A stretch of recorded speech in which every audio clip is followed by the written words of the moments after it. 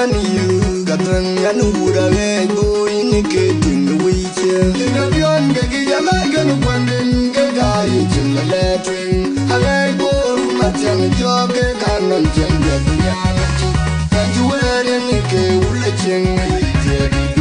Yeah, I just didn't know any in the bed where the man can you got them Yanuda boy in getting the wheat. The young Gagagan wondering Gagai in the lettering. I like both my young jog a cannon gender. And you wear any gay woolaching. Jamyaran chul Simon and Tengwanda Letoyar Kenal won't believe it. Atabai, my God, I would jala de la toga. Yangan Kulin wants him. Why? Can't you be able to on the chain? Jamyaran chul Simon and Tengwanda Letoyar Kenal won't believe it.